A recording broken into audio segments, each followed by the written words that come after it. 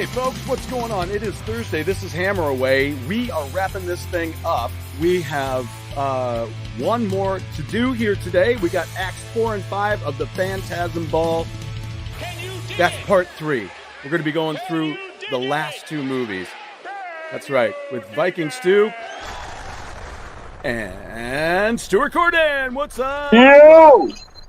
How you doing? Woo! What a day, man. I'll tell you what. You know what? I need a beer. You need a yeah. Have a beer. Chill. Good. Chill. God. It's just one of those days. It was relentless. You're just like, Were you at work today, or you were doing other things? Or I was at work, but you know what? I wasn't really any better yesterday. I was still like, ugh. Yesterday, and I had the day off. I'm like, what am I doing today? Nice AC/DC glass. The DC. Have a drink on me. Oh, very nice. See what I did there? I do see what you did there, and I Have like a it. drink on me. Yeah. How does he do that for 2 hours? I don't know. I ask myself that a lot. Is it? You're a singer. You're a bass player. Does Brian Johnston sing falsetto? What is the thing with his voice? How does he do that? I think it's kind of the false. Sometimes it's a falsetto-y head voice. Is it a quiet? Do you know when he does it? I've never heard him actually do anything acoustic. Is his voice quiet or is it really loud? I don't. It's really hard to work out how he does that. Right. The technique, if you like. Because mine is loud, I think. Yeah, but do you lose volume by like that thing he does? Do you lose? I don't know. I don't know. I would think. Yeah, because if you're a singer, in a band, sometimes you might be guilty of going on these kind of YouTube things where you've got some guy, going. There's a guy. He's a really he does all the kind of rock singing, showing you the best way to do it. Yeah. It's like. It's interesting because, especially in rock music, because when you're singing a rock set of 2 hours, it's like being on a treadmill. Oh hell yeah! Because you're like, you got all that going on. And depending on the song, because there's some songs you just like there's Journey songs where you're just giving it all. That's totally out of my league. Steve Perry. I don't know Perry's many. Out of my league too. You don't see many really good Journey tribute bands. I mean, Steve Perry must have. Wow, what a voice that guy. Yeah, I've seen some. My former singer in my band, my buddy, he could do all that. Is that the guy I saw you doing warpings with on there? Yeah, maybe. Yeah, maybe. Great. We were in a band called Yeti Lead. Was our last band together. Great voice. Yeah, he's amazing voice. It's unfortunate. Yeah, I mean, I'm hoping that he can get better and then, get back at it. But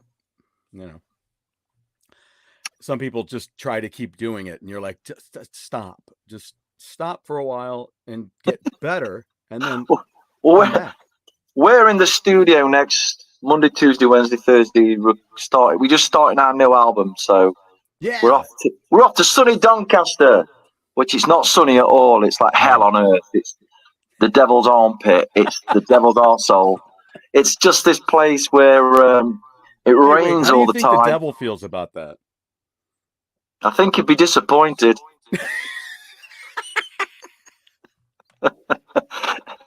Doncaster is the place that the devil wouldn't go there on holiday. Terrible.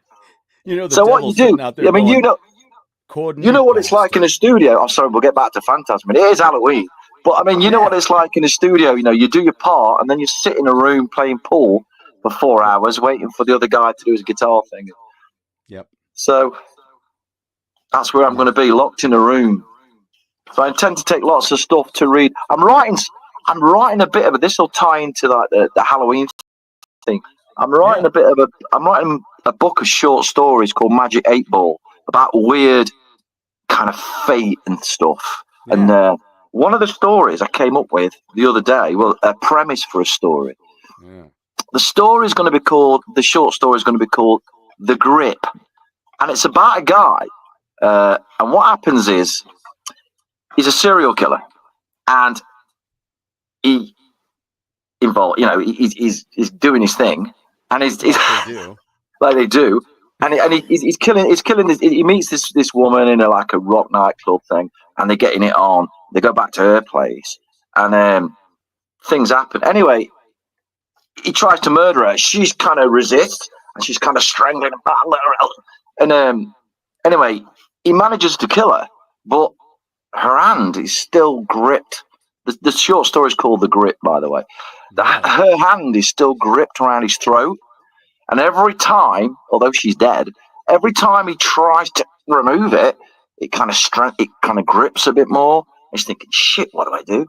So then he has to get rid of the other bit, so he hacks it off. It is Halloween, so I'm allowed to get away with this shit, yeah. So hell yeah. He hacks the hand, he hacks the rest of the body off, and he's still got this hand around his neck, and every time he tries to, it grips. So he's thinking, shit, what do I do? So it's like it becomes a dark comedy at this point, and it's him trying to find out just how the hell he can get this thing off his arm.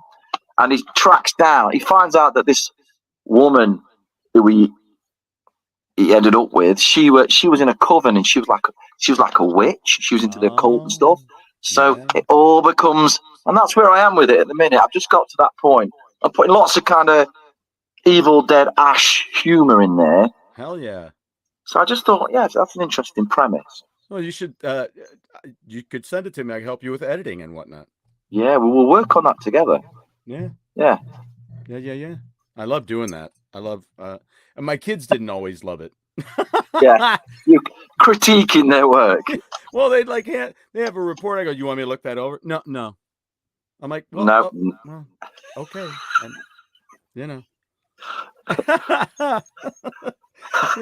it is what it is, Yeah. It is what it is. But I'm having me a Smittix. Oh, is that a lager or a beer? It's a red ale. Red ale. Okay. Yeah. Fitting for the time of the season. Yeah. Irish made, man. Yeah. That's because that's where I'm from, Ah, you got Irish blood. Oh yeah, Scotch Irish. Yeah.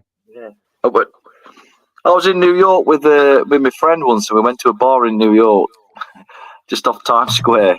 Yeah. And every barman in there claimed to be Irish. It's a thing. It's like, were they beautiful? I would imagine. Yeah, you do get a lot of So there you go. It's very popular. I know beautiful Irish women. Yes, I do. So what's the Halloween thing like there? It's not. Yeah, we've had nobody come knocking on the door trick or treat. We've had nobody.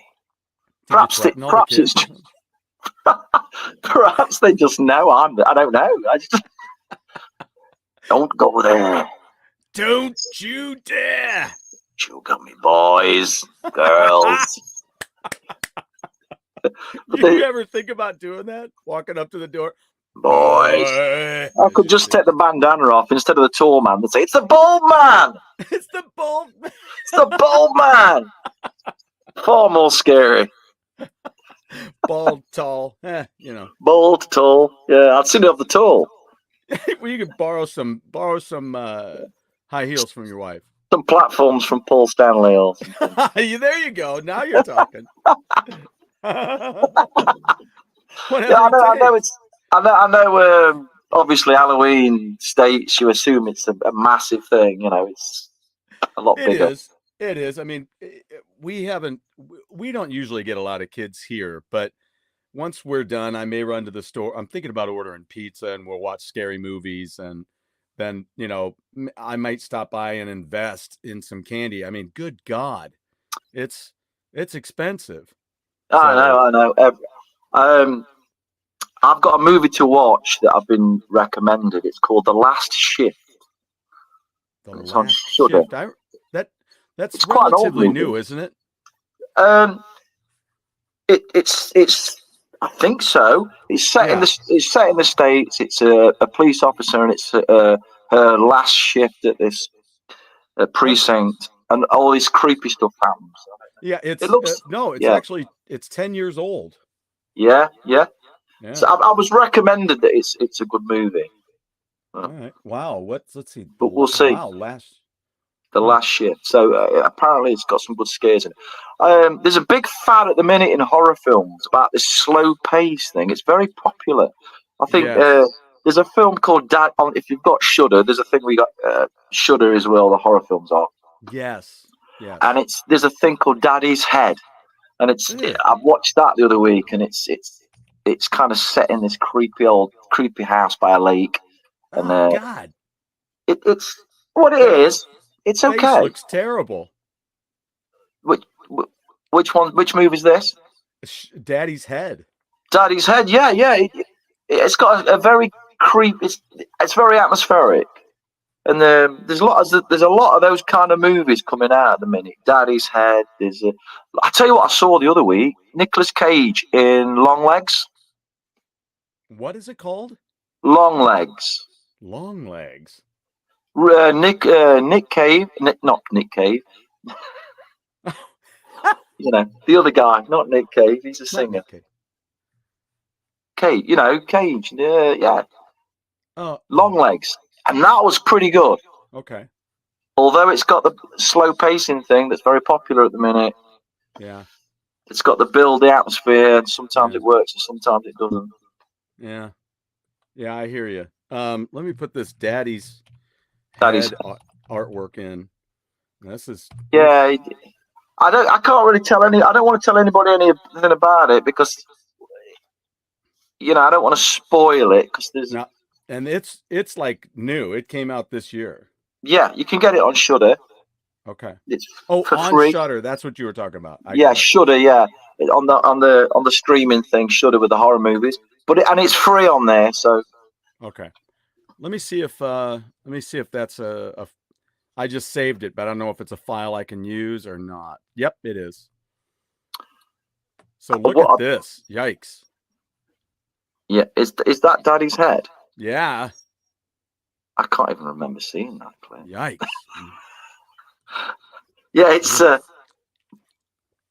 it's very ghost story. It's more of I'd classify more of a there's no gore in it or anything, but it's kind of got that jump scare ghost story thing going on. A boy and his stepmother fear for their safety after an eerie creature resembling the boy's recently deceased father visits them. Yeah. But the one to watch, which I thought was much better, is Long Legs. Long. Long Legs. Let's figure that one out. I would recommend Long Legs. I know I've heard of it. It's Nicolas Cage. Yeah, Nicolas Cage. And he's great in it. He plays the main guy in it, the main protagonist, and he's wow. Blair Underwood's in it. You know how Nicolas Cage does the overacting crazy thing really well. Well, he's all he does really. Well, he certainly does it, whether it's done well. Yeah, it's his thing. Those Ghost Rider movies sucked. They do suck. Yeah, they do suck. Anyway. I'm so disappointed that they treated two of my all-time favorite Marvel characters so poorly. So poorly. Shang-Chi and Ghost Rider. Yeah, what happened there? That was shit. Yeah. Although I didn't think the actual Ghost Rider effect was too bad, but the story. Oh, dude. Yeah, don't get me wrong. That's the thing that gets me to want to watch it. Yeah. I'm like, damn, that looks cool. I want to watch that. And then I'm like, that's a piece of shit. Yeah, the actual story. I always thought with Ghost Rider, they could have gone down that kind of biker thing, that kind of revenge story thing a bit more. They could have gone down there. What's that thing about the TV series set in the States about the bikers? Sons of Anarchy. Yeah, why didn't they go down the kind of occult Sons of Anarchy kind of angle with a revenge thing? And that'd have been better. Well, and don't make him crazy. That's not what it was about. It wasn't about, I don't know what the hell that was. Besides annoying. You could have some head shaking. God, how stupid. Yeah. Like, can you just go with it? What's the other one now that well, really... Shang-Chi was just a kind of more of a kids movie. And but that's not the kind of character it is. No, it's a much darker character. And yeah, man, I think the whole thing with Shang-Chi was Fu Manchu was his dad, and Fu Manchu had he ran a massive Oriental drug ring, right? A world drug ring, and there was all this kind of darkness in it, and plus I wanted him with long hair. I wanted Shang-Chi to look like, all right. I know he can't wear the red suit, but if it just had the hair, I'd have been happy. Well, he could have had a red thing, like like some of the later issues when Mike Zeck was doing the artwork and things. Yeah. Even way back when Paul Galassi was doing it, and he had this kind of he had a different style of pants and stuff that he wore because it was from his suit, which was because it was cold out. So thermally he needed something warmer. And so he had something that was the same color basically, but it was tighter to the body and didn't have the flared out pants and all that stuff. Yeah. So, but I mean, there was just some great stories and some great kind of source material. Yeah. But they went for the, magic rings and blah, blah. And they just changed it all. Long legs. Let's see here. I'm just looking at it real quick and then we'll get started into the other stuff. Long legs I recommend. And it's not going to blow your mind, but you'll enjoy it. Long legs case, okay. An elusive serial killer whose real name is Dale Cobble. Is Long Legs based on a true story? No. It's no. That's what it asks on here. It's one of the questions. Is it right? It's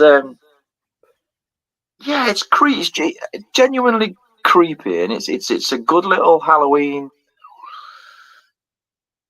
Yeah. I think it's got a lot of potential to have another one as well. I think it could carry on. What did you think of a sequel? There was Unbreakable, and then there was what's the next one? It's one word. Glass, or what was it? Glass, or no? That was the last one. Unbreakable, and I know exactly which movies you mean.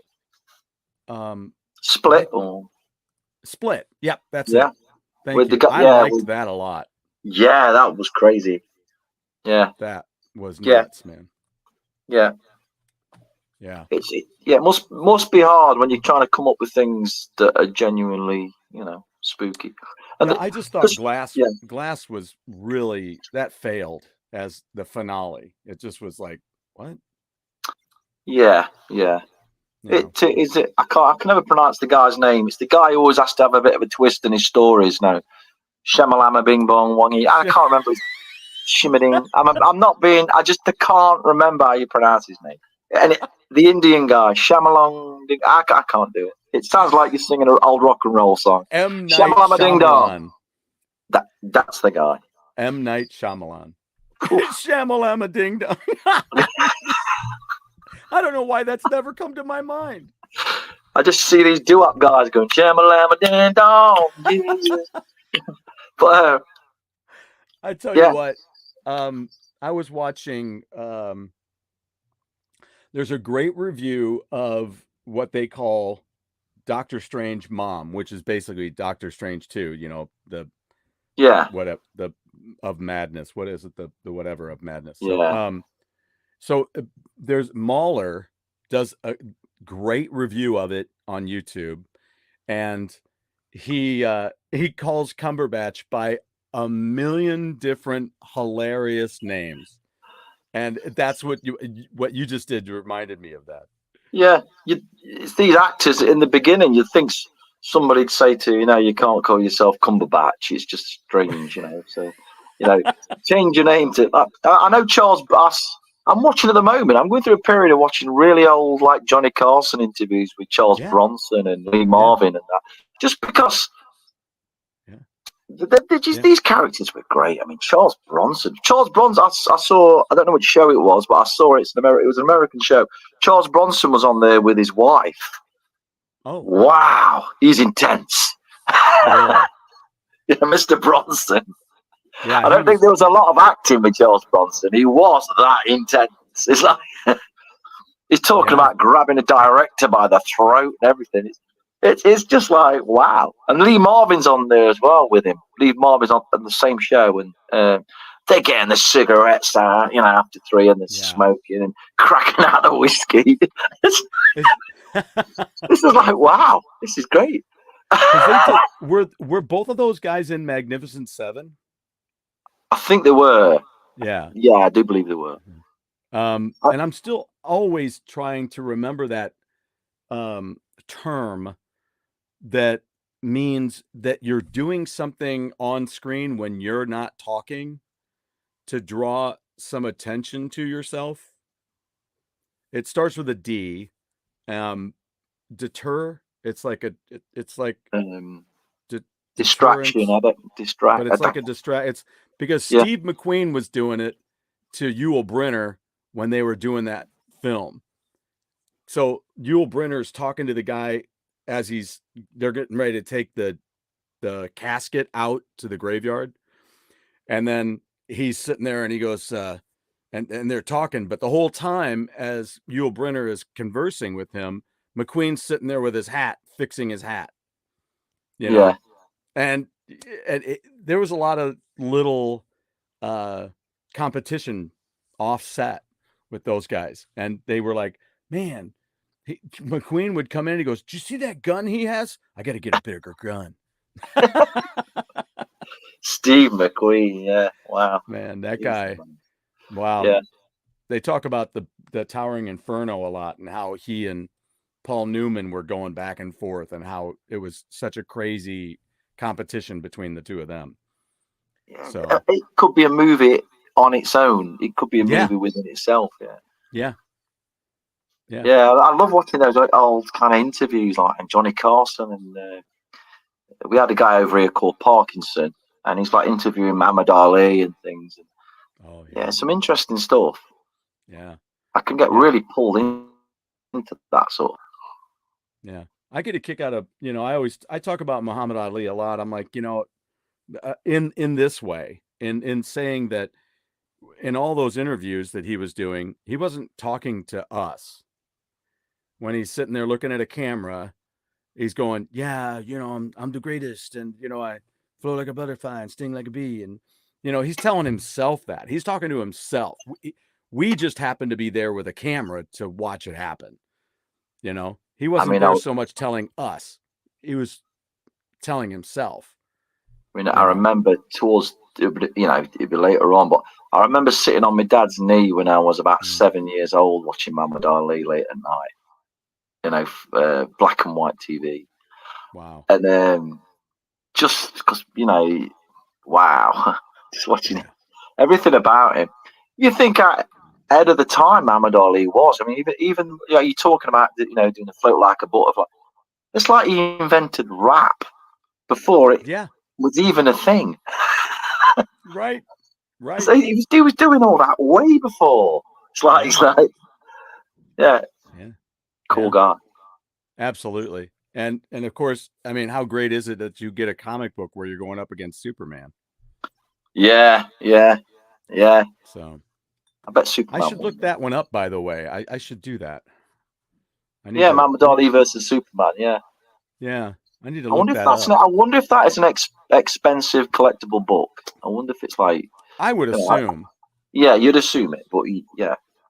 I would assume that. I wonder.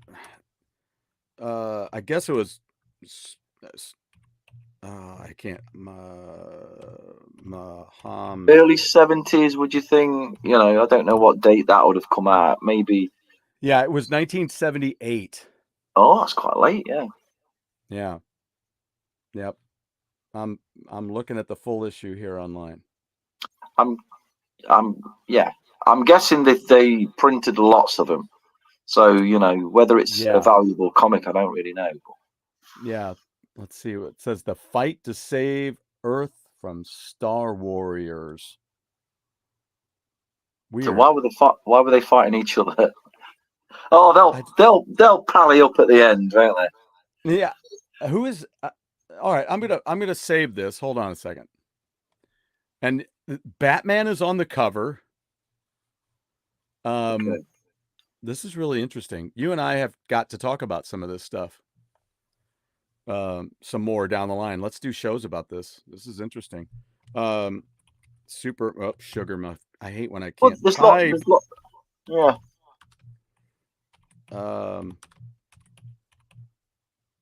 I always forget how to spell it. Moo. Marvel did lots of kind of involving lots of kind of people who were in pop culture at the time. Yeah. Yeah. Definitely. And then I thought it was great when they started getting into, collaborating with DC and stuff like that. Where they did that the versus, didn't they? Marvel versus DC Universe. Yep. They had the Avengers versus the Justice League, I guess. Yeah, then they did something later that I thought was really cool. They did this thing called Amalgam, where they got DC characters and they got Marvel characters and they meshed them together. Yes. I thought a really great character out of the Amalgam series was when they got Wolverine and they meshed Wolverine with Batman, and it was called Darkclaw. Wow. It's great. It's a great book. And then they got like Superboy and Spider-Man, and then it became Spider-Boy and things like that. Wow. Because I know that I'll put that back up here in a second, but I remember it was that, and then they had of course Spider-Man up against Superman. Yeah. And then it was always kind of interesting to me that they would have all these characters go up against each other, because you're like, well, you're living in the same place, you're kind of on the same side, so what's going on here? It's that kind of wrestling I think it's that kind of wrestling mentality where you just want to see who's going to win. It's it's that kind of what would have been E at the time, WWE wrestling thing. When you were a kid, you wanted to know who was going to win against, the Incredible Hulk and the Thing, and you wanted to know, all these big monsters fighting each other. And then it got that way with the superheroes. You wanted to know if the Fantastic Four could win the Avengers. Yeah, exactly. There's some like Iron Fist went up against the X-Men. Iron Fist. I'm sorry. Yeah, Iron Fist and Iron Man had a misunderstanding. Spider-Man and Shang-Chi had a misunderstanding at one point. Wolverine and the Hulk. That's a classic one. Yeah. Thor and the Silver Surfer. I think it's just that point when you're writing comic books for 20, 40, 50 years now. You must get to a point where you think, well, what do we do now? Well, we'll make them fight each other. Well, but yeah, I get that too. But I really enjoy your first idea, because I think that's really kind of what it comes down to, is kids in a schoolyard talking about their favorite superheroes and what would happen if this guy fought this guy. Yeah, I remember playing that stuff when I was a kid, running around the schoolyard pretending to be the Avengers and Spider-Man. And then we had this nerdy kid, and he'd always say, well, I'm Absorbing Man. I've just absorbed all your powers. Absorbing Man, yeah. You can't be Absorbing Man. Yeah, I am Absorbing Man. I've absorbed all your powers. And what's the point of the game? I know. You're like, at first you're like, son of a bitch. And then you're like, well, that's freaking brilliant. Why didn't I think of Absorbing Man? Why didn't I think of that? And then it comes to a certain point where you're like, now you're too old. And you're too old to do the game anymore. but you're like, damn it, now I could, well, then I'd be a woman, but you're like, well, I'd be rogue. Oh, I'm rogue. So yeah, just yeah. Why don't rogue can absorb powers, don't you? Yeah. But it's only for only a certain amount. They made it. It was only a certain amount of powers, I think. Right. Well, here's this. So here's this cover. $2.50. Superman versus Muhammad Ali.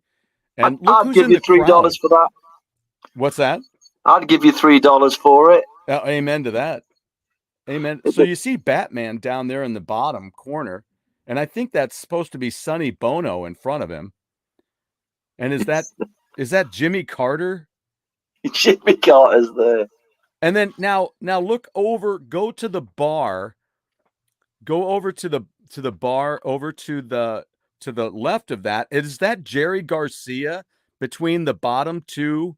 I don't know. It's a strange choice. I don't know if Jerry Garcia would have been at the boxing, would he? I don't know, but that sure looks like him. It's like, I don't know. He's a bit of a. I don't know a lot about the Grateful Dead, but I'm assuming he was a bit of a hippie guy. I can't imagine him being a boxing guy. And I'm just looking out here going, who are all these people? These, like, that looks like Sam Cooke above the lady with the blue, right down in the front. There's the woman with the blue, the blue hair, the thing in her hair there. And then right above that, it looks like Sam Cooke. Now, because Sam Cooke and Muhammad Ali hung out. That was that whole movie they made not long ago.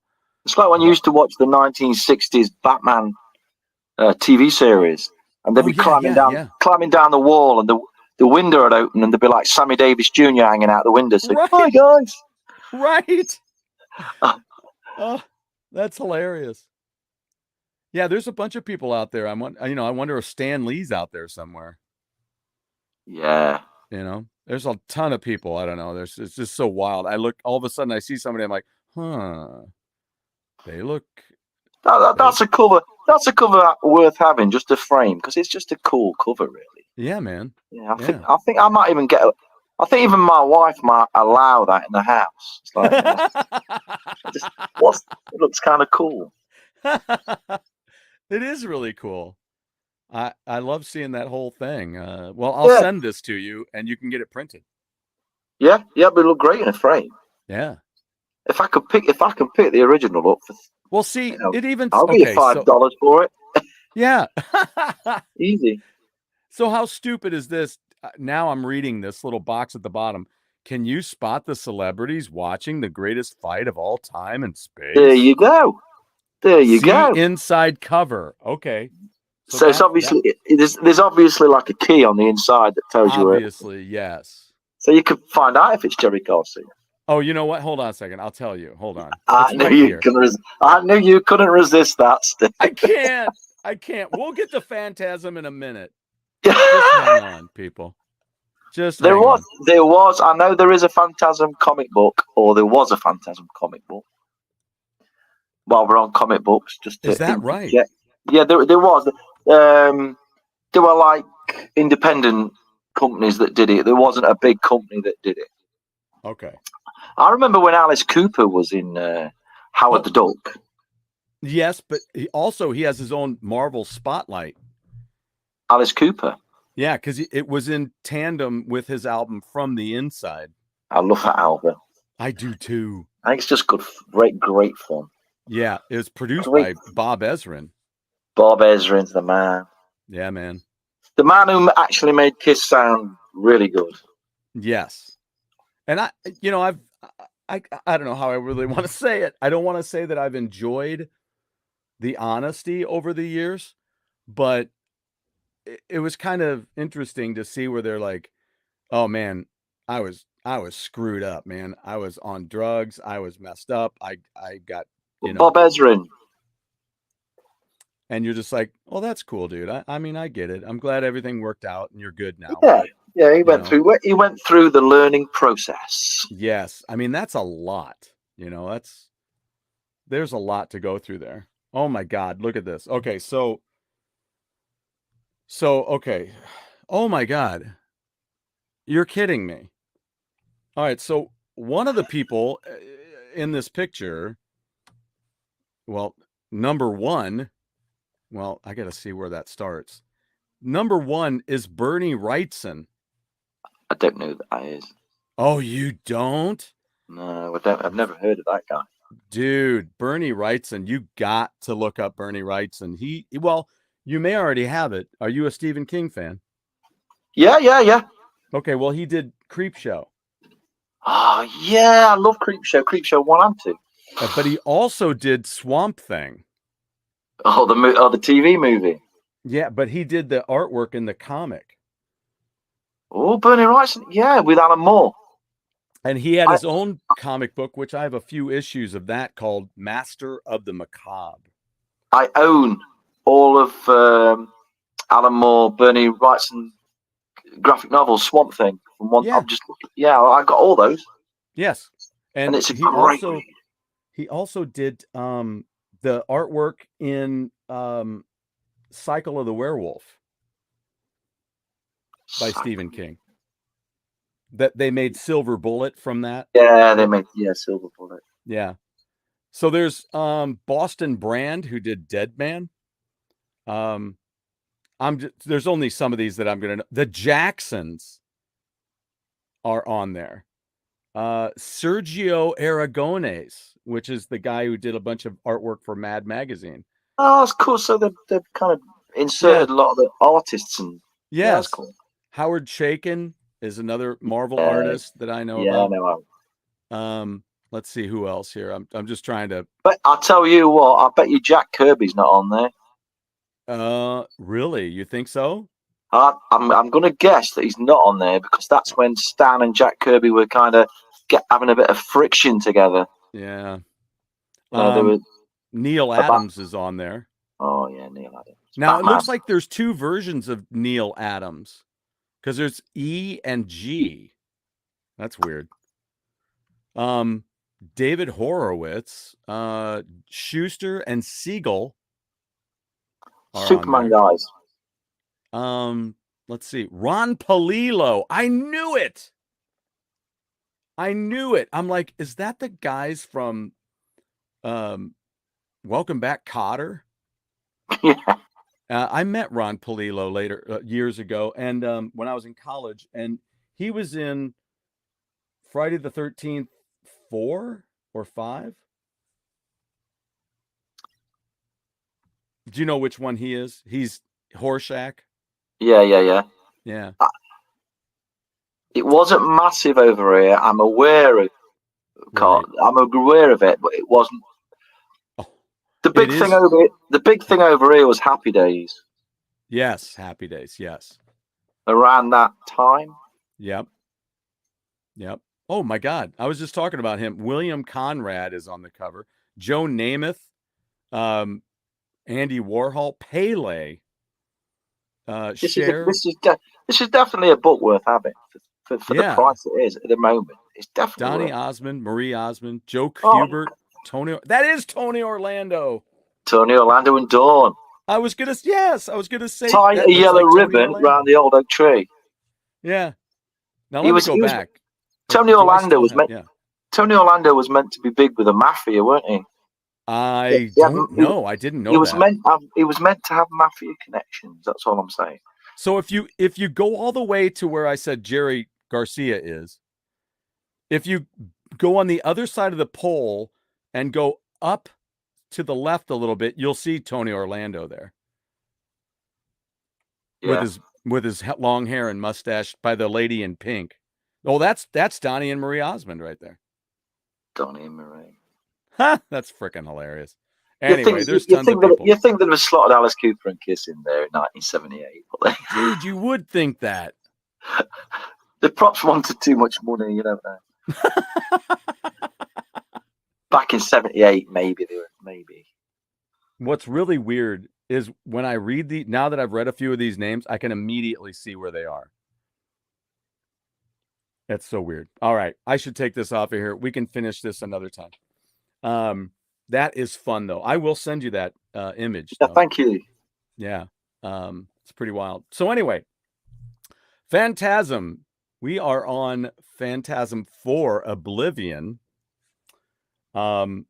which when it gets started, it says here the plot picks up where Phantasm 3, Lord of the Dead, left off. Mike flees from Bolton mortuary in the hearse, while Reggie is trapped inside by the tall man's spheres. Yes. Rather than kill Reggie, the tall man lets him go, saying he is doing so to play one last game. Now, was it 3 where Reggie pulled out the grenade, right? Yeah.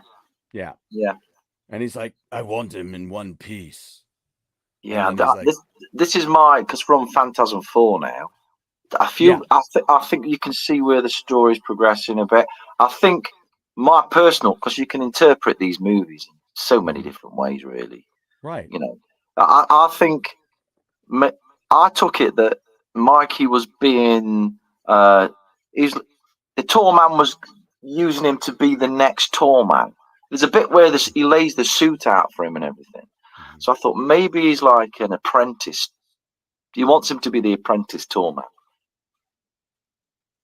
That's interesting. That's what I kind of thought. I thought for some reason there's a connection. There's some great scenes in this. I don't want to jump forward too far, but there's some scenes. There's a scene that they take from the first film where it's called the hanging tree scene. Yes. Where you got the tall man hanging by his neck from a noose from a tree. Yes. It's really spooky, and he's saying, "Cut me down, boy." And he's saying, "No." Yeah, and there's all that sort of thing going off. And they took that. It was an outtake from the first movie, and they took that and used it in this movie. And I thought it was a really good, I thought it was a really good use of using something, an outtake. Really good use. Right. Yeah, it was filmed in Death Valley. Wow. Where would that be? Yeah, Death Valley Arizona? Is Arizona? Yeah, is it there or is it Nevada? Death Valley National Park. Things to do. Things to do in Death Valley. That's really weird. Why doesn't it just I think it's must have been one of the most hottest places on the planet, Death Valley, as far as like. Oh yeah, it is in Nevada. It's a national park it's shared between California and Nevada. I always say to my wife, whenever I'm watching something shot in that end of it, especially this movie, we were watching it, and I said, because I don't drive now too much, because it's a long story, but I don't drive. But I said, that is where I could drive. Yeah. And she said, why? I said, it's just put your foot down for 400 miles. It's just, you're lucky if you see another car. You just see these big, long, straight roads.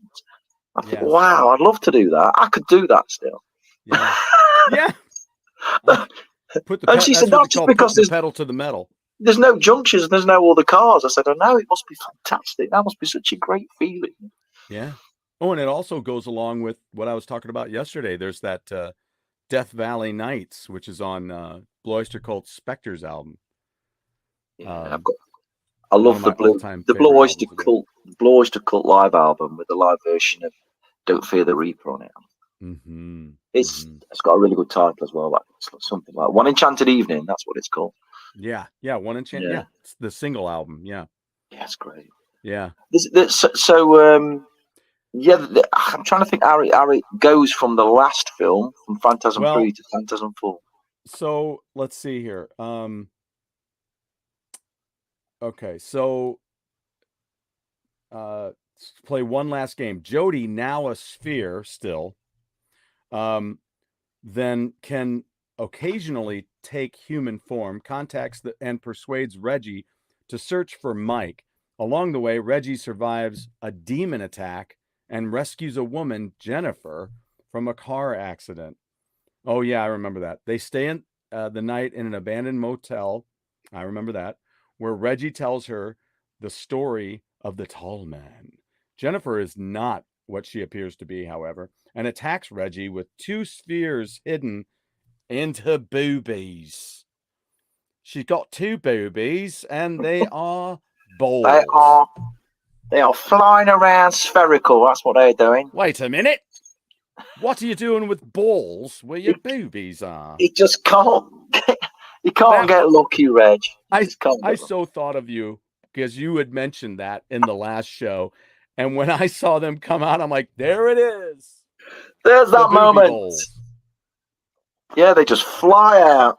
He pulls the covers back, and it's like, he just can't get lucky. You know, he's like, thinks he's having a bit of fun, and it turns out that the boobs are in fact killer spheres. Yeah. But there's hidden where her breast should be. Reggie destroys her with the use of a sledgehammer and his tuning fork. Never underestimate the use of a tuning fork. I think that's a real weird metaphor, the old tuning fork. Is it something to do like the resonance of the universe? I sound like a hippie, but yes, it's all that vibration stuff that people who collect crystals talk about a lot, isn't it? Yes. It's like, yes, it's like those. I just got a couple of these at this place that I was clearing out. They had the balls that you use to work your hands, and relaxation you're supposed to thing. Move them so they don't make any noise. I wish I would have brought them in. They're out in my car still. Yeah, and it's the resonance of the universe, like the vibrations of the universe. I'm assuming that's what that kind of connection is. I'm not sure. Yeah, like there's a fragility to the harmony, to the to the perfect note or the perfect tone or the perfect vibration. That's science. I remember seeing something on TV about a military tool that apparently exists, and there's a thing called the brown note. Yes, the brown note. It's a military thing. They fire this sonic sound, and it makes you crap yourself. Yeah. It makes you evacuate your bowels. It's so powerful. Yeah. That's one shitty weapon. Why that's such a great weapon? I don't know.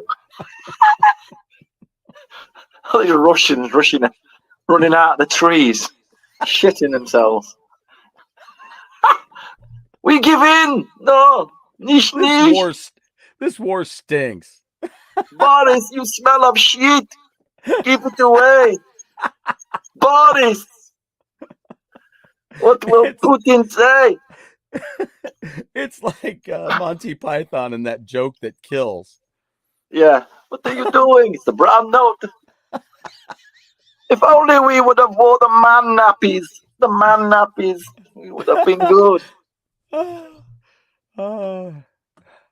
Who knew?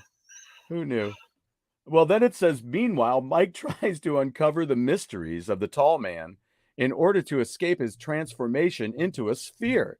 He drives the hearse through abandoned areas, recalling the last days of his youth before the tall man's arrival, and ends up in Death Valley. He writes a last testament in which he expresses his intent to force the tall man into a final confrontation. As the tall man interrupts his attempted suicide, Mike passes through a gateway, meets a kind man named Jebediah Morningside. Oh, yeah, I remember that. Who tries to speak to Mike. Mike, however, is frightened away because Morningside looks just like the tall man. It's a bit of an origin story there. I think just prior to that, there's a really good scene with a zombie state trooper. Yes. Yeah, there's a really good scene. And Reggie gets vomited on again. Yes. It's a recurring theme in all the Phantasm films. You've got to vomit on Reggie or stop him from having sex with any woman. And they're the two main things in every Phantasm movie. You'd think you'd have learned by now.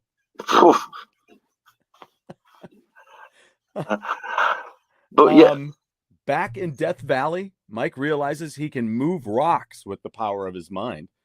Jody appears, but a distrustful Mike accuses his brother of having abandoned him. After defending his behavior, Jody disappears. Mike begins working on the hearse's engine, apparently using parts to build a makeshift sphere. Oh, God, yes. I remember that.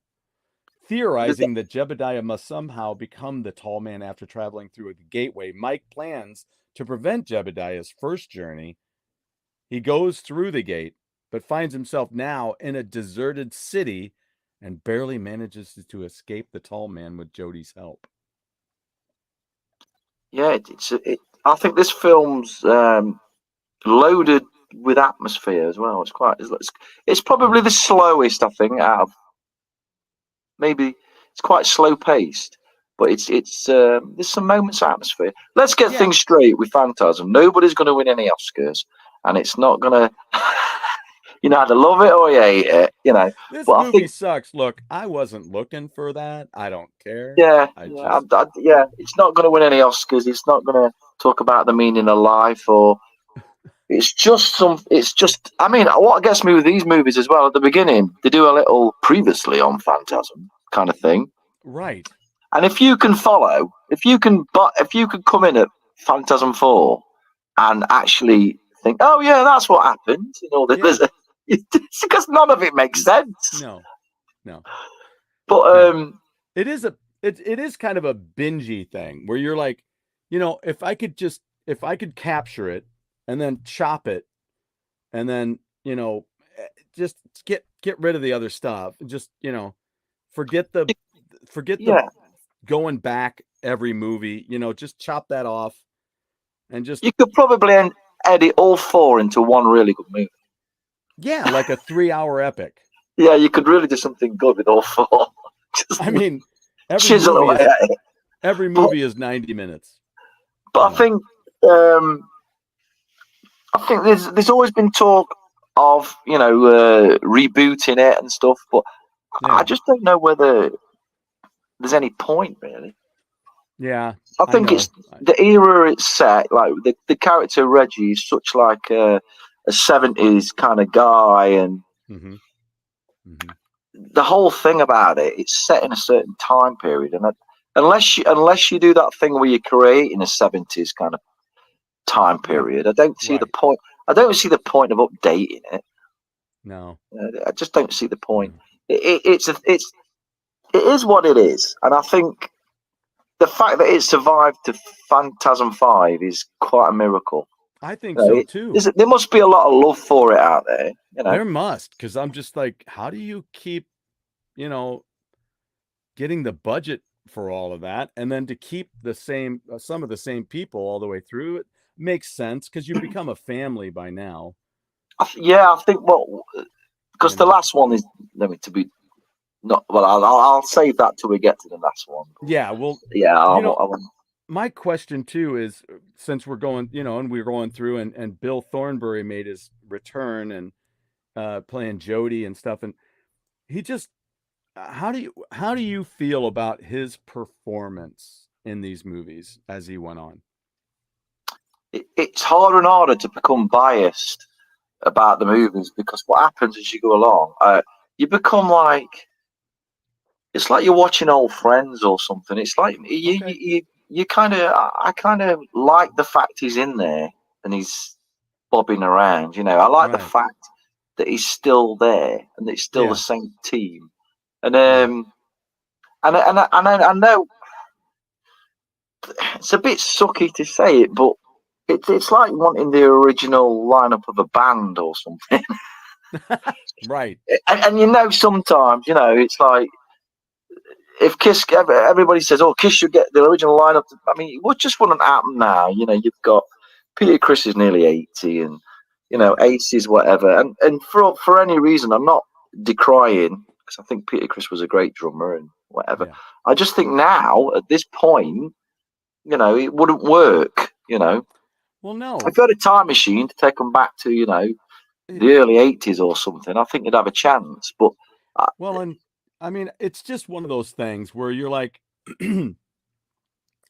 I always look at a lot of these folks that say that, and I'm like, and I don't mean any ill will towards those people at all, or their opinion. Their opinion is valid. I get it.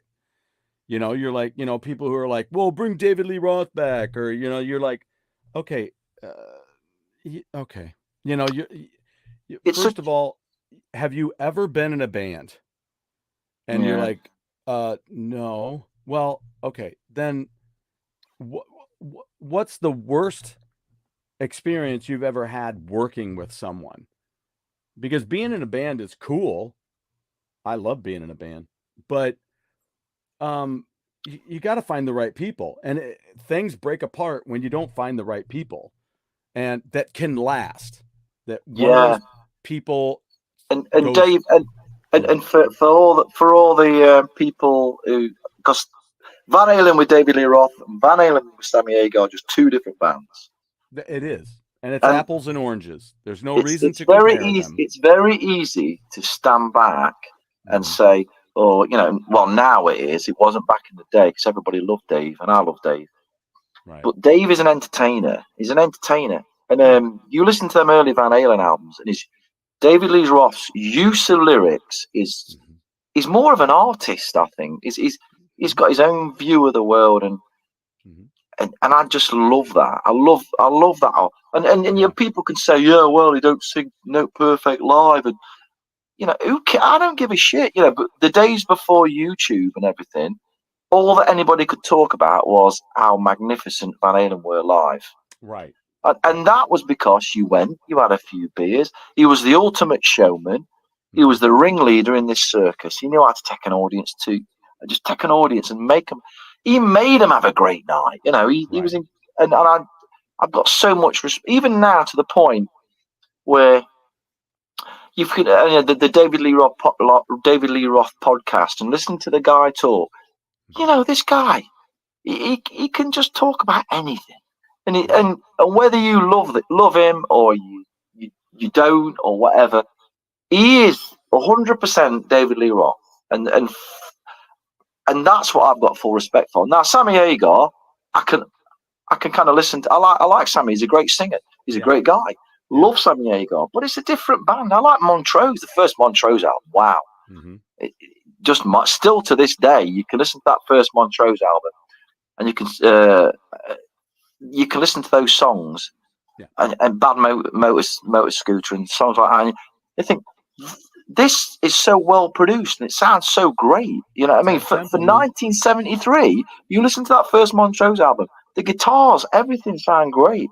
Same guy who produced Van Halen. Yeah, and so at the end of the day, it's just a different flavor to me. It's just a different flavor, and it absolutely is. Which I think was what was great about it. That it,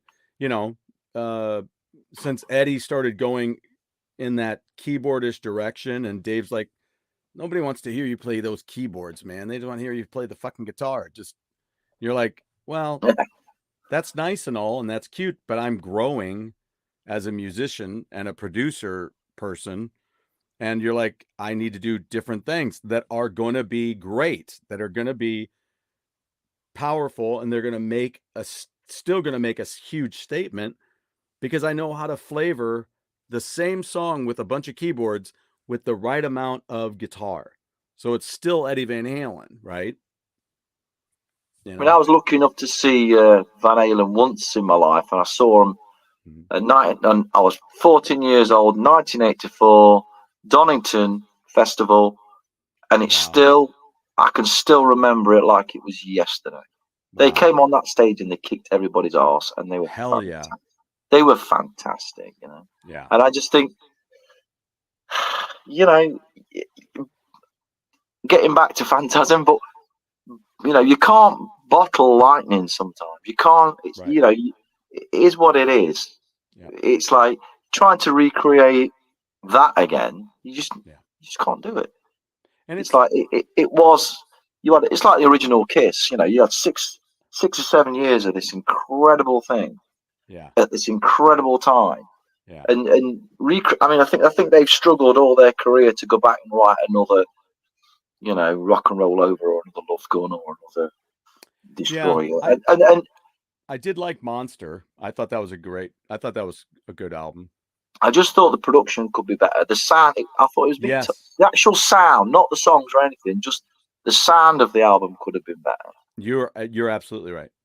It's a bit tinny. Yeah, it is tinny. That's what I thought. Yeah, just like turn the bass up. Yep. Don't be afraid. Yeah, you're like whoop whoop, just kind of. And I think the vocals are a bit. Yeah. Thanks for saying that. I've thought that for years, and I've never talked about it on this show. And thanks for saying that, because that's the way I feel. I'm so glad you came up with that, because I'm like, yep, that's what I thought. And I think a lot of it's because it's those albums, that and Sonic Boom, were self-produced. Yeah. And I think they were trying to save $1 or $2 by not fetching a producer in. But you lose that objectiveness when you've had a producer say yay, nay, and you've got to. Well, let's face it. At that point of the game, they weren't going to listen to a producer. So, well, a producer might have said, "We need to get the production a bit better. We need to get the guitar sounding a bit less tinny." And think about how much better Monster would have been if they had Ezrin on that. Wow. Yeah, and I think Ezrin's done something just recently. I think that's been quite successful. I think you're right. I don't know why I'm thinking that. I think he's produced something that's a band or something. I don't know what his last thing. I'll tell you what. The last thing I heard that I thought was really good that Bob Ezrin did, to me personally, he did Jane's Addiction albums quite a while ago. Stray, and the guitars on that sound massive. It sounds great. The Just Because single, the Jane's Addiction single, Just Because. He did that, and the whole album is just the sounds on that album are so good. I'd forgotten that he did Get Your Wings by Aerosmith. Yeah. Now, he did do one of his most recent projects was 21. He did Detroit Stories by Alice Cooper. Yeah, it was okay. It was okay. Did you hear The Road, or did you hear Road? I didn't hear Road. Yeah. Oh, he did Equals One by Deep Purple. That's had really good reviews. Mm-hmm. Yeah, the new Deep Purple album, the latest one. Yeah. But you were just gonna say it'd be great if Kiss could get back with Bob Ezrin, and maybe just. I always had this dream project where you accept that Kiss aren't going to go out on the road, or blah blah. But if they could get the original 4 guys, and spend 2 years, spend 3 years, hammer out a double album, and spend 2 or 3 years recording it and mixing it, and get Bob Ezrin in. And don't tell anybody. Yeah. And can we make it that it's honestly the 4 guys playing? Yeah. That's the reason it'd have to take 3 years. Right. And do a double album and let everybody have the whack at it. You know what I mean? Let Ace and Peter. You could do a double album and make it really something special. Don't do the internet thing and keep it all back. And then I don't know, 3 or 4 years in the future, just release it. Just release it. I think you'd make them. Well, it's just good, and just the love for those songs. They don't have to go out and do a tour, or they could just do some promo stuff for it, and it would be a massive thing. But that's a dream scenario. Yeah, I mean, do a few shows and shoot video of it to make your video. Yeah, just the basic. I think if you did a double album that really, I don't know. Check this out. There's a band called Classic 78, and they get together. It's the drummer it's Charlie out of Anthrax. The drummer. Yeah. Is it Charlie? I forgot. Is it Bella? I forgot what the drummer's name is. Anyway, they get together and they do songs that they think Kiss from the classic era of Kiss. Mm-hmm. And I just go away and listen to Classic 78. And I'm telling you now, you will believe you're listening to Kiss in 1978, like an unreleased album. Yeah. Because they produce it the same way, they get the same guitar sounds. And the singer, God, the guy who does Stanley and Simmons, they get the voices perfect. Wow. And they kind of get in that mode where they write Kiss songs, and it's called Classic 78. It's really worth a listen to, because Wow. it proves it kind of proves it can be done, you know. Yeah.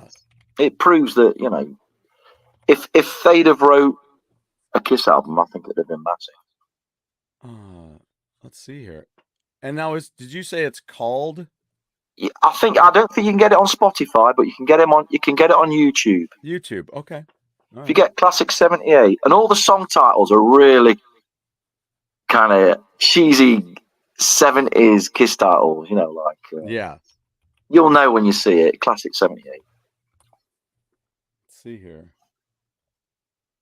But I think you'll be quite blown away about the way. Oh, it's with a K. Yeah, right. Yeah, that's it. Okay.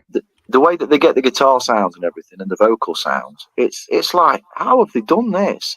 Oh, yeah, Did they find some old 28 track desk with some reel-to-reel tape? You know.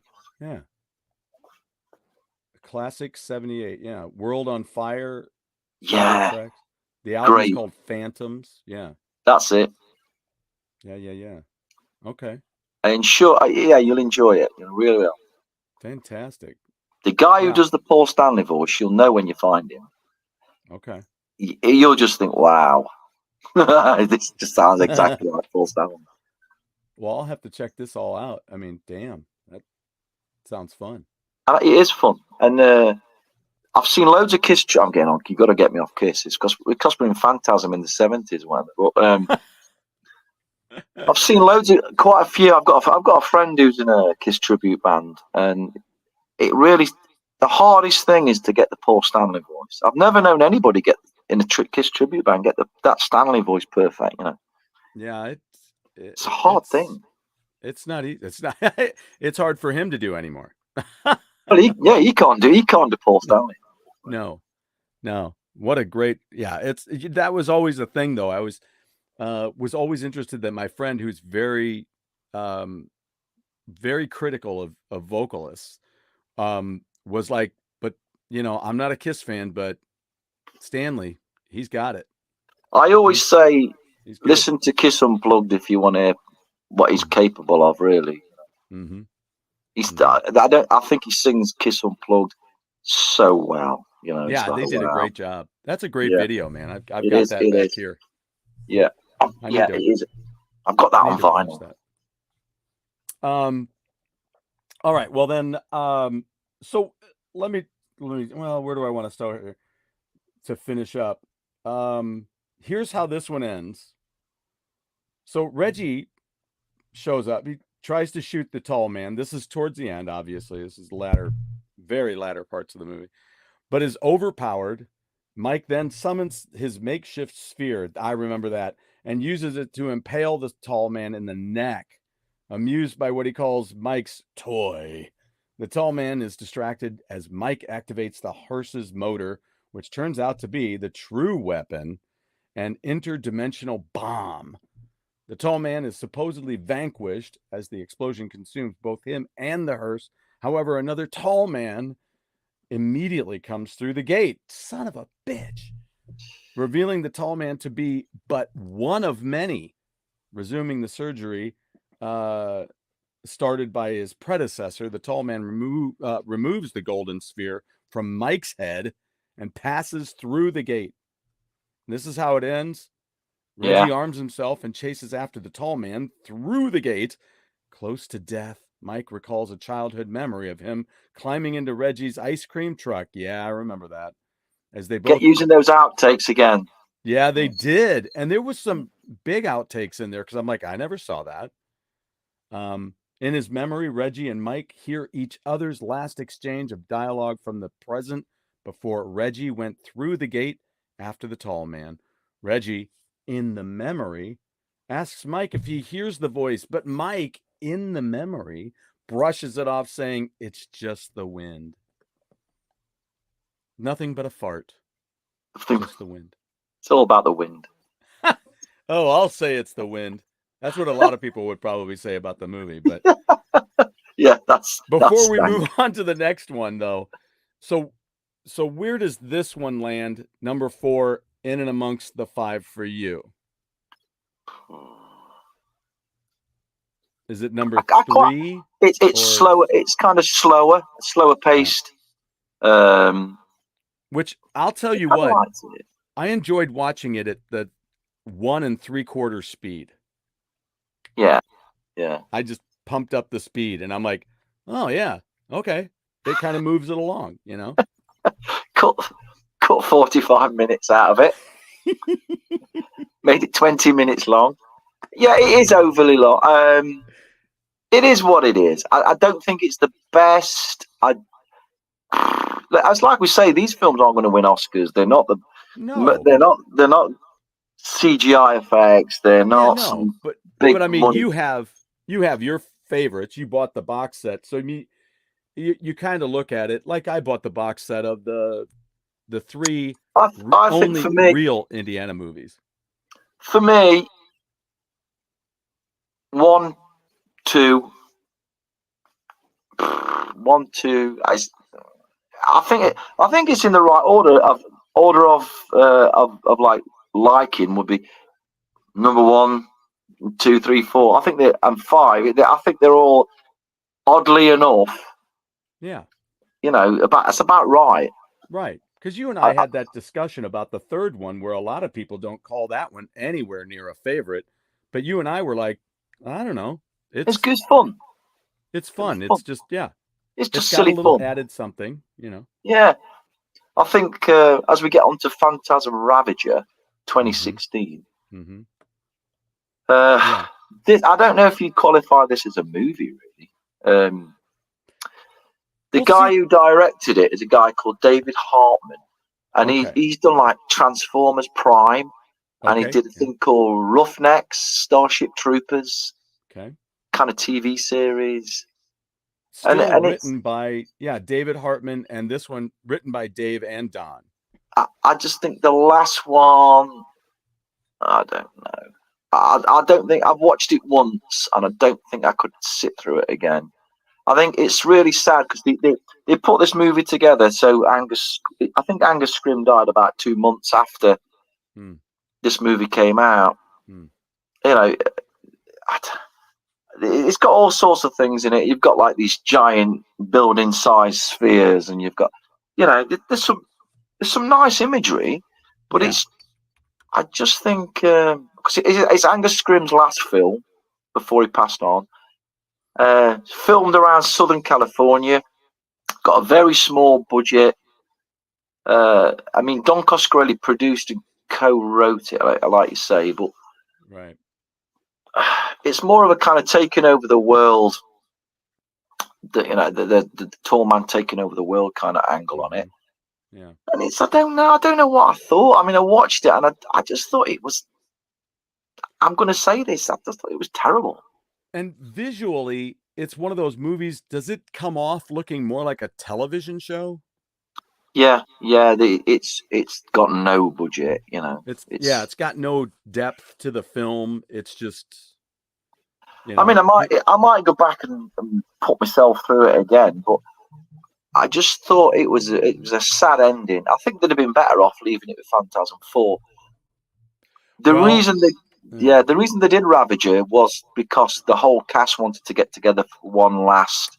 So it's the equivalent of, you know, you've all worked together for years, and it's the last office party, really. Yeah, right. Yeah, you know, it's a good piss up. Yeah, but as far as a movie's concerned, there's no redeeming features, really. For me personally. Right. And it says this one begins with Reggie running about the desert, still on the trail of his nemesis. And the tall man, he then pays a man to offer him a ride, but realizes it's actually his car they're in.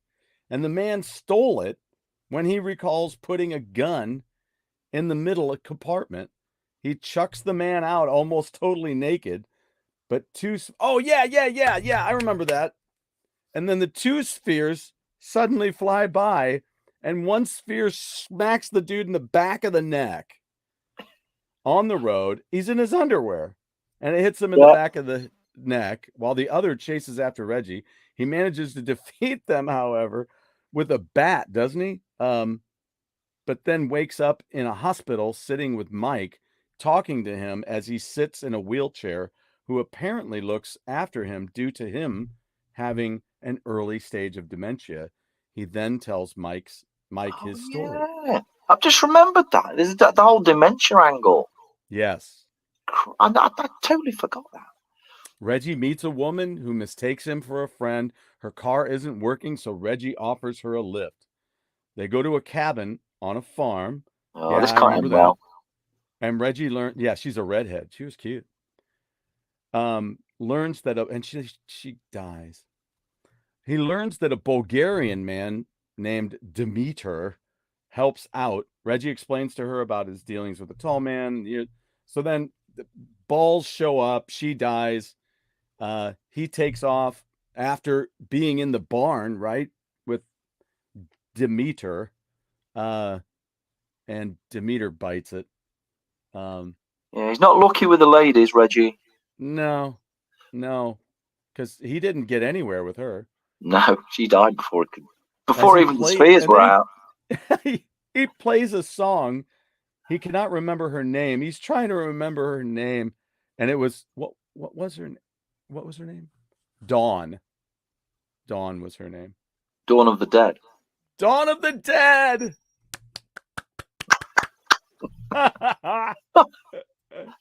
As he plays the song, he can't remember her name and goes to sleep. Later, the tall man shows up with more of the deadly spheres. That's where she dies. And Reggie, a flashback scene shows Reggie in the hospital. I remember that. In the 1860s, and the tall man, as Jebediah, is laying next to him.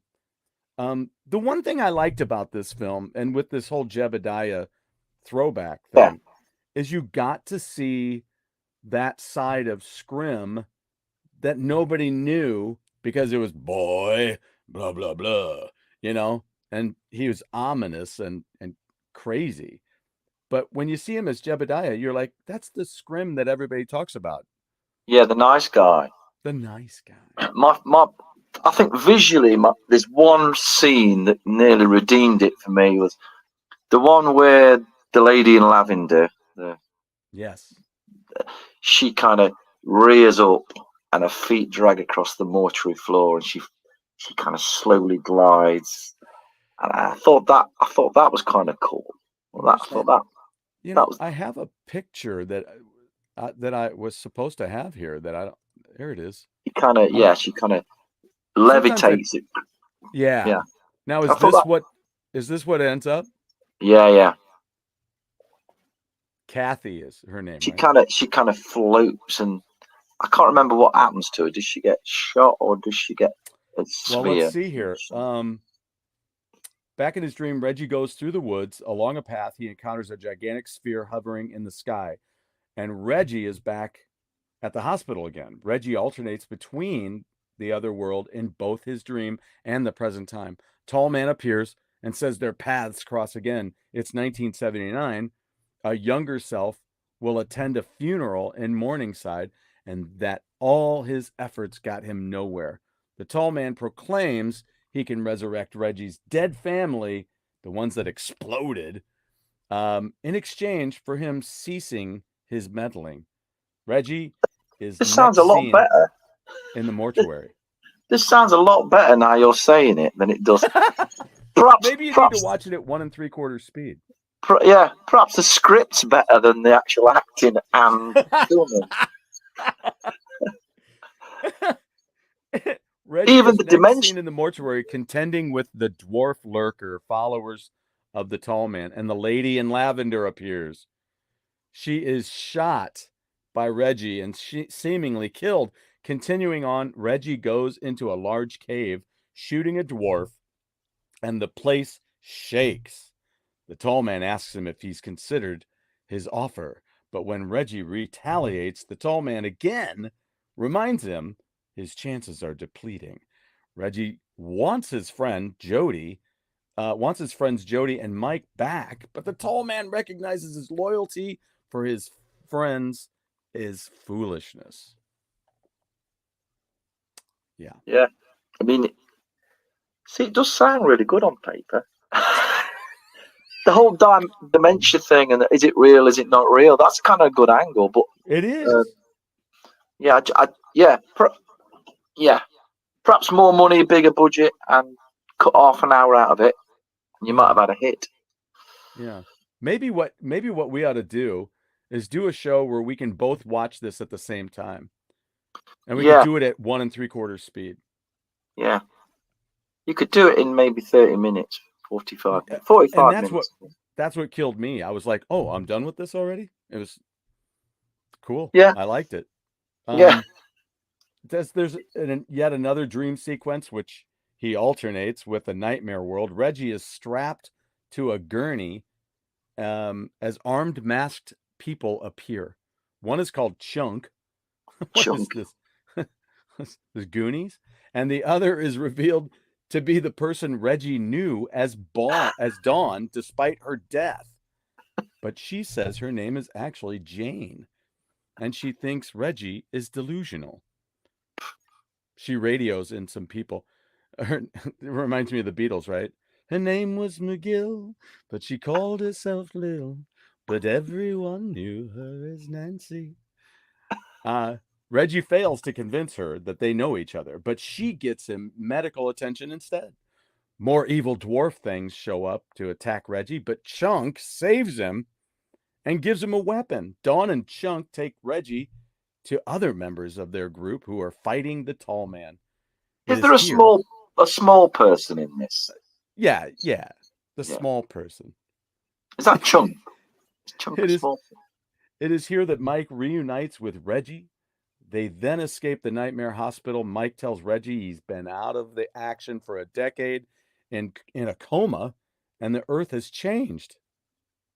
He says it's no longer their home. It's the tall man's now. God, talk about a fucking squatter. He's done it. He's achieved. He's achieved from Phantasm 1 to Phantasm 5. The tall man has achieved his goal. He's nearly squatter. There. Yeah. The tall squatter man. Yeah, he's done it. Damn it. In the dream world, Reggie wanders around the hospital hallways, but the nurse orders him back to his room. In the nightmare world, an enemy has grabbed him. A spiked sphere then kills one of the people helping Reggie. Mike visits Reggie at the hospital and says his dream orientates him. Mike reveals he had a dream, too, where he was in the desert looking for Reggie. It turns out Mike still has his connection for the tall man. From Phantasm 4, Mike reveals the tall man unleashed an alien virus that caused an apocalypse on society worldwide. COVID. Thank you. I was just about to say that. That's hilarious. There you go. That's sorted. Oh, so the last thing here, it says Jane is caught by the tall man. So Chunk, Mike, and Reggie go after the tall man. Why not? In his own red planet world, they face and battle the tall man. Jane is killed. Chunk, who posed as a dwarf, how do you get away with that? Next to the tall man, then turns the tables. What? Chunk blows himself up to try to kill the tall man. Back at the hospital, Reggie fights some gravers alongside Mike. Jody shows up in a car spewing bullets to save them. After driving a while, they decide to drive north as the tall man hates the cold. That's going to be a long drive. In a flashback to the hospital, however, Reggie seemingly passes away in bed while Mike and Jody are holding his hands, and the film ends. During the end credits, Chunk appears through a portal along a desert road, missing a hand, and meets up with Rocky. Wow. Yeah, from Phantasm. Yeah. The lucky Reggie girl from that movie. Yeah. So, yeah, It does sound much better. I might have to go back and revisit it. It sounds better on paper. Sounds better on paper. It says Chunk flirts with her, asking Rocky if he has a chance. Chunk flirts with her, asking Rocky if he has a chance. Rocky teases back, saying that there are no other guys around. But Rocky then sees Reggie and the others pulling up in the Barracuda, heading north, and they get in. Lots of giant spheres are then shown in the sky in the distance, indicating the war with the tall man is far from finished. Who would you get to if they did another movie? Who would play the tall man? Who would be a good fit, a modern fit for the tall man? Maybe Cumberbatch. No. Who else? Who else is like? How about Nicolas Cage? Yeah, he could pull it off. I after watching Long Legs, I think he's got it in him. Long Legs, and what's the other one where he plays the vampire? Yeah, the crazy vampire. But he's always funny. You always end up laughing at him, and you can't. Yeah, I don't know. It'd be hard to get somebody to do the tall man and carry it off. Yeah, maybe the guy who played when they did the terrible reboot of Nightmare on Elm Street. The guy who played Freddy. Okay. He was also in Watchmen. Maybe him. I don't know. Oh.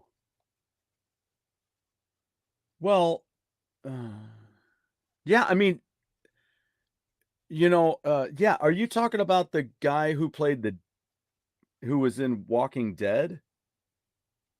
Might have been. I'm thinking of the guy who was in Watchmen who played Rorschach, who then played Freddy Krueger. He's really short, though, I think. Yeah. He was in... I know how that works. He was in... he was in a ton of things when we were growing up. But he was in Bad News Bears. They just said his name. It's 3 words. It's 3 names. I can't remember it. But no, I was thinking more of the guy who's in Walking Dead, who was in Supernatural, and who had the baseball bat with the,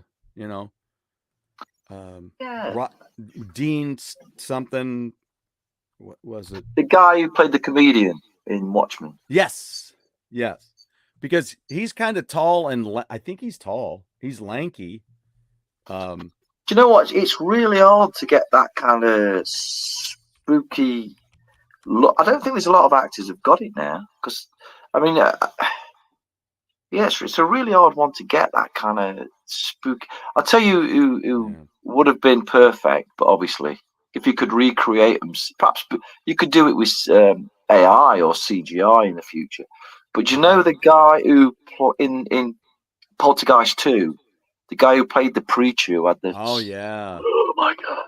That's perfect. That's the kind of person you want. He had that... He had that kind of face that made you go, oh, my God. Yeah. It's that underbite thing. Yeah. Yeah. It's like the the Christmas Carol that I really like, and the ghost of Jacob Marley is like a big skull. It's just like is this the CGI thing? Is this Christmas Carol the CGI one? No, it's the one that was animated, and it came out in 1969. And it was what the hell was his name? Zoran. Was it like? Yeah, no, I think I know what you mean. I know. I'm sure you do. It have like a pencil kind of look to it. Yes. Wow. Yeah, I know what you mean. Yeah. Exactly what you mean. Zoran Yannick, I think, is the director's name. And it was weird because it started off and it was almost like it was going to be a musical, because they have a couple of songs in it that are right in the beginning, and then there's no more. You're like, yeah, that's not working, but let's just keep that because we don't want to remake it. I know exactly what you mean, and they used to show it a lot in the 70s. Yes. And when I was a kid, they used to show, especially in the UK. Scared the hell out of me. In the UK, I think it was a thing where they used to put things on television that would just basically destroy your mind. Right. I think there was a lot of hippies got a lot of control in the 70s that shouldn't have got control with TV. I mean, no man, I remember watching this. When HR Puff and stuff came over here. It was like, what the is this? Yes. Yeah, HR Puff and stuff. That made me doubt my sanity. She gave me the whole box set of that show. Yeah, just wow. And we used to have a show. You get it on YouTube. You can watch it on YouTube, and there's lots of documentaries about it. It was when you got home from school, about 4:30, 5 o'clock. It used to be on every night, and it was called Children of the Stones. And it's kind of about, we've got a place called Stonehenge. Yes. Where it's meant to be druids and things, and all this kind of crazy stuff. And it's set around these stones in this field, and it's just the craziest thing. It genuinely spooked you out. And they put that on, that kind of mess with your head. There's loads of things they used to put in the 70s. I don't know who had control over the TV. It was 1977. Wow. Children of the Stones. Yeah, if you ever watch a thing about it, it's interesting. Yeah, there's a couple of things here. Let me copy that. I'll put the link in out here for people, and they can check it out. I think Children of the Stones, I don't know if they've remade it or they were going to remake it, but yeah, there was that. And do you know what I remember? And it only got showed for a limited time in the UK, but before Ghostbusters the movies, there was the Ghostbusters TV series. Yes. And it was really funny, and I really enjoyed it. It had the guy in the gorilla suit, and I really enjoyed that. Yeah. But it was on a Saturday morning TV. Of course, we had like banana splits and stuff like that. Yeah, banana splits were great. Everybody wanted those boogies, the boogies on the beach. Yes. In fact, there's one of the tunes that was on one of the latest Wayward Sons albums, and he mimicked that la la la la la la la, and I was like, dude, nice use of that. And he's like, oh, I'm glad you caught that.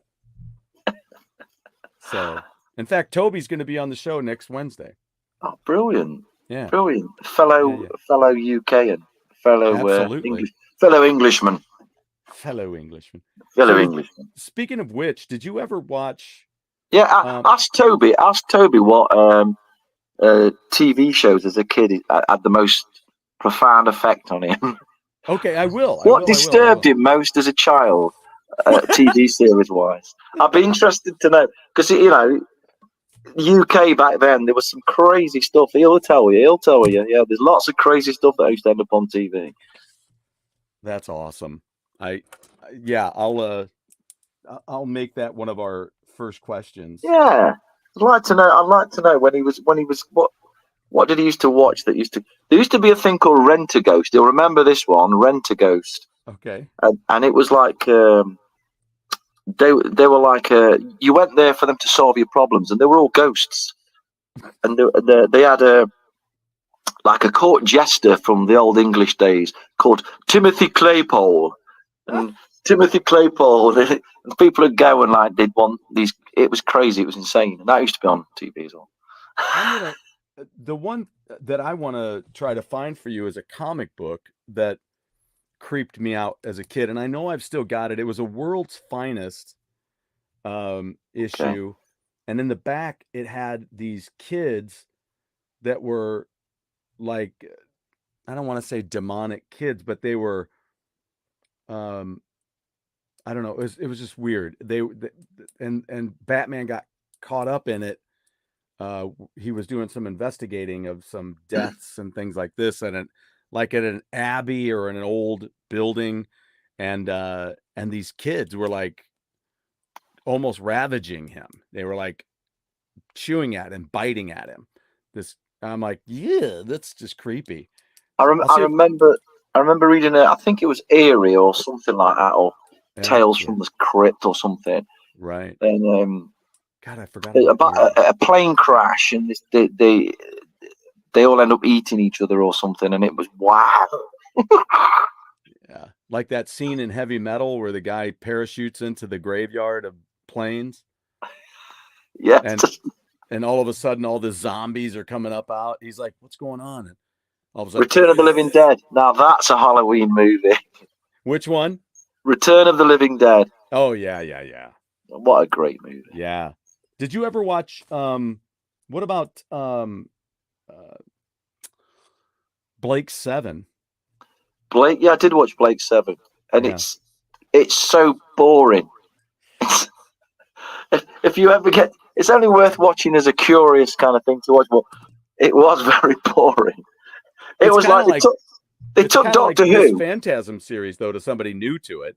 Yeah. I think the thing with Blake 7 was they took Doctor Who and thought, how can we make it a little bit more sci-fi adult, but make it the equivalent to something that's going to make you fall asleep if you watch it for longer than 10 minutes.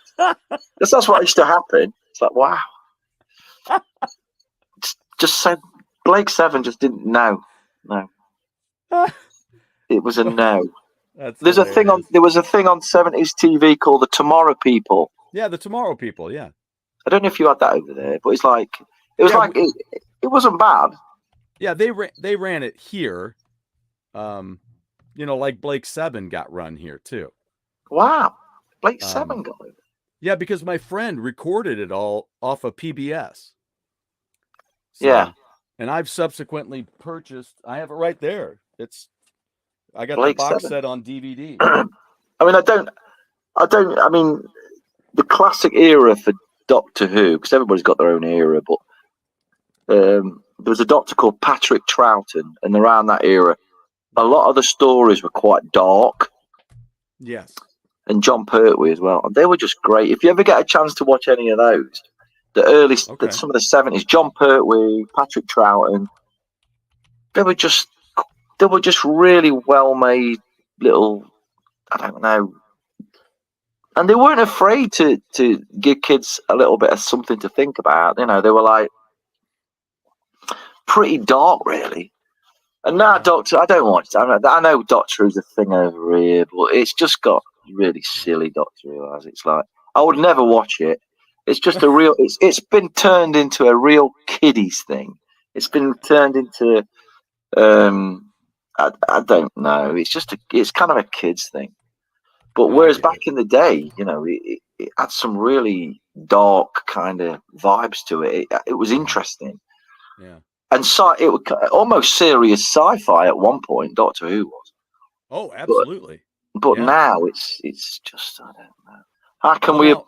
How many toys can we make, and how can we appeal to every demographic in the world? And how can it's just not for me. Yeah. Now, have you heard? I just looked it up, and I put the link in here for you too. There's the Star One. Ari and Anthony Lucason's Star One, and they had an album. The first one was called Space Metal, and on there, I started figuring out what all the songs were talking about. So, have you ever heard of that record? No, Star One. You have to check it out. It's amazing because they have all these songs. I started listening to them. I got this sent to me by a woman in Kansas City who I met at a Symphony X show. And she goes, "Oh, I have a bunch of," Symphony X and Blind Guardian. And she goes, "I have a bunch of this stuff. I'll send you some." So I gave her my address. She sent me this thing. It's called Space Metal as the name of the album, but it's by a band called Star One. It was burned. So I didn't have any background on the album. I started listening to these songs. I'm like, wait a minute. There's a song on there called Master of Darkness. And I'm like, this is Star Wars. And there's one called High Moon. I'm like, this is Outland. And Songs of the Ocean. I'm like, this is Star Trek 4. All sci-fi. Sam Ryder is Dune. Yeah. Survivor. All this stuff. Eye of Ra is Stargate. Yeah. So Stargate. So basically what Space Metal was an album about his favorite movies that were science fiction out in space. But there's one on there called Intergalactic Space Crusaders. That's what that last link is that I put in there. And that's about Blake 7. I just happened to pick up, because at work they have like a summer fete occasionally. And somebody brought in a load of old Blu-rays and DVDs, and I was flipping through them. And I found Silent Running. Can you remember Silent Running? Yeah, with Bruce Dern. With the little robots on and all the crazy hippie music. Yes. And I remember that film because that's a film that goes down a bit of a dark road. You know, he starts to lose it a little bit, don't he? He kind of loses. Yeah, it's an interesting movie. Yeah, I will watch that again because I just remember seeing it as a kid. Yeah. It's probably where I always think it's where R2-D2 came from. Yeah, probably. With the little robots on the outside fixing the ship. Yeah. Silent Running, interesting sci-fi. Yeah. And Dark Star as well, one of John Carpenter's first. Oh, yeah, Dark Star, yeah. Dark Star's really funny. Yeah. Yeah, it's got some real funny stuff. I mentioned to you that Doug Pinnick is a big science fiction movie fan. Yeah, from King's X. Yeah. So he and I are going to, I said, well, dude, we need to just talk that sometime. So maybe I'd have you on with him and me. That'd be super cool. Yeah, I love all sci-fi, really. Well, I watch it. And there's something that is too. There's something on Netflix at the minute that's causing a little bit of family angst. It's called the Manhattan Alien Abduction. And it's about this woman who claims she was abducted by aliens in the middle of Manhattan. And all these people witnessed it. Like she's floating out of a window. And there was a guy called Bud Hopkins who was an alien investigator. It's all, it's a documentary, this thing. Right. But it's just the characters and the premise for the story is so crazy that it's just very entertaining. You're watching it now. My wife's kind of saying, well, I don't believe a word that comes out of her mouth, And I'm saying there's 23 witnesses to this. 23 witnesses. Yeah, and then my wife says, I've been to New York.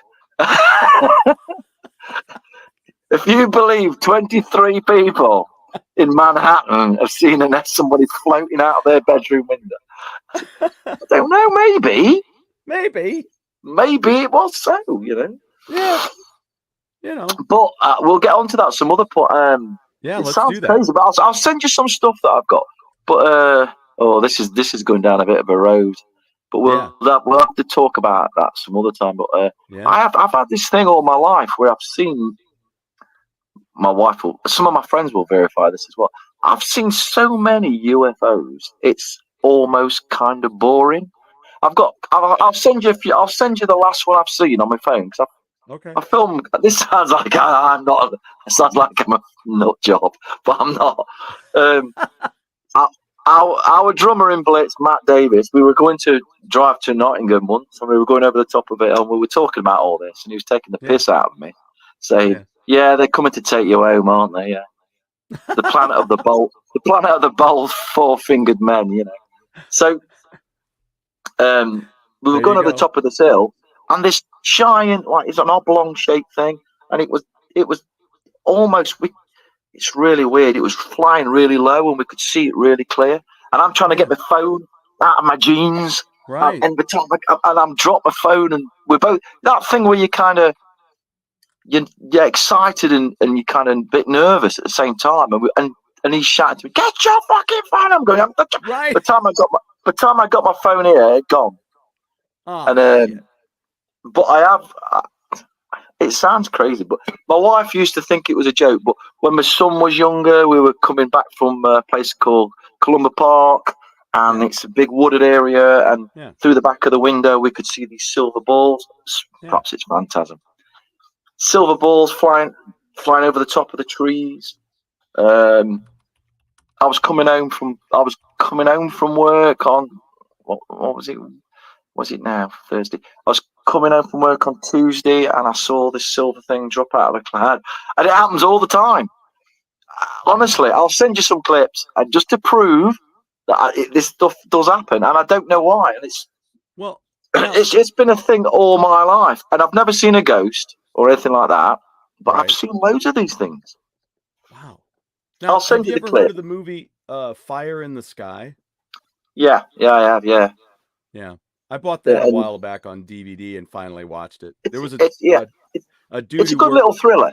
Yeah, and he runs a record store here in town, and he told me about the movie. He goes, "Man, scared the shit out of me when I saw it. Came out in '93." And I was like, "Wow, okay." So the actual guy who it's based on, yes, lives in your town. I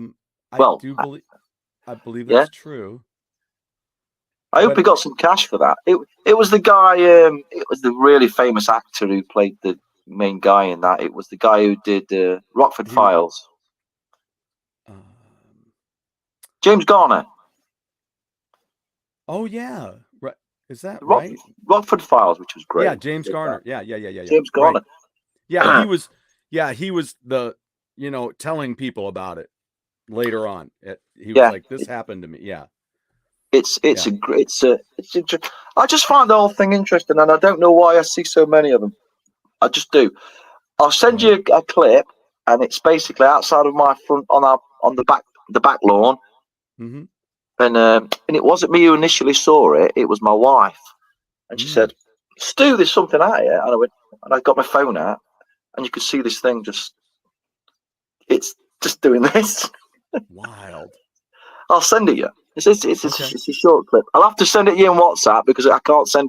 I've just discovered I can't send anything on Messenger, but I will send it you. Yeah.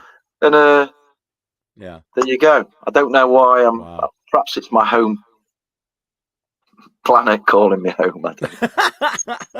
Well, planet of the bass players.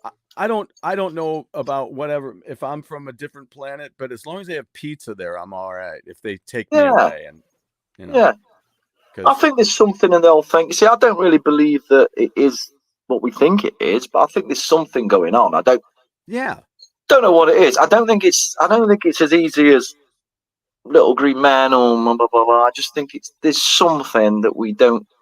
I don't know. I think it's an interesting topic. Yeah, don't you just wish that? I don't know.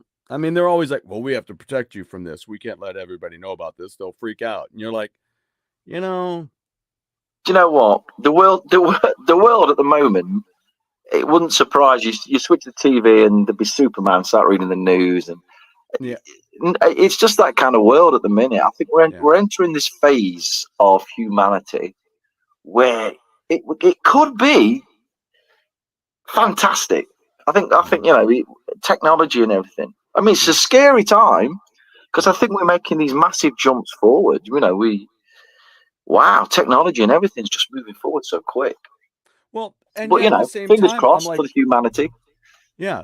At the same time, I'm like, why can Elon Musk and a bunch of people come up with a rocket that can go up into space and then come back down and be grabbed by some? It's amazing. I just why has it taken? Why have they developed that? It's a very good point. And nobody can do the other stuff. Yeah, and it's not like he would have had the budget of a government or anything when he was doing it. Right. I don't know. It's interesting stuff to think about. Yeah. I don't prescribe to I think a lot of it is interesting, and there's a lot of interesting stuff out there. Yeah. There's a great documentary coming out on November the 8th, and it's on Netflix, and I think it's called Alien Investigation or something. It's got a guy called George Knapp. Used to do TV shows in the States, kind of news. He's a news reporter, George Knapp, and this whole thing is about the whole UFO thing, and it's got a lot of up to date information on it, and it looks like it's going to be. There's a trailer for it on YouTube. It looks like it's going to be really good. But forget about that. So November the 8th. White Wedding by Blitz is out. That's what you've got to be listening to. I know, right? I'm dying. I can't wait. I still gotta wait a week. I'm like, it'll be there, man. Well, we've covered all the Phantasm movies, and Yes. We got through it. We're still alive. We're here. Yes. We survived it. And I didn't even say Happy Halloween to everybody, and to Happy Halloween. Happy Halloween. So let's figure out when we can get together and talk some science fiction. That'd be great. Like I say, I got Toby coming on next Wednesday. The Wednesday after that, I think I've got Renee Benton is actually going to be on the show. Fantastic guitar player, putting out a live album coming out pretty soon, and just super cool guy, man. And met him at the NAMM show years ago, and just we got along so well, and we've had this friendship, this on and off conversation that we have periodically since like 2000. I don't know. We met in Nashville in like 2004, and we've had this on and off conversation friendship for years. So it's pretty cool. So looking forward to talking to him. And then you and I, though, like I say, let's try to do a sci-fi thing coming up. And in the meantime, I'm gonna, and let's do some short things. Like I'll watch this Children of the Stones. Oh. And I'd be interested. It's full on English. It's full on English. Everybody's they've got a thing that they say in it, which is kind of like, if you've ever watched The Prisoner, they've got this way they greet each other. I think they say morning citizens or something. No, but in the Children of the Stones, they say happy day, happy day, happy day. It's like a weird thing. But yeah. Do you think that's on? Do you think they sell that on DVD or anything? I think they may do. I mean, they might do. I know you can watch I watched this guy talking about Children of the Stones, and he covered the whole thing, so you don't have to watch it all. So he talks about it, and he puts clips in, and it was very interesting because I'd forgot. Yeah. Children of the Stones. It's on DVD. I'd be very interested to know whether Toby Jepson's remembers Children of the Stones. I'll have to ask him. They have it on DVD. Much loved cult classic, it says, for $40 on DVD. Or you can buy it used. That's pretty expensive.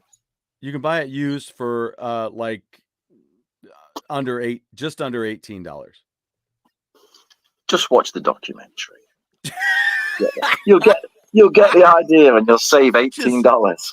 For God's sakes, just watch the documentary. Just watch the documentary, and you'll get the idea.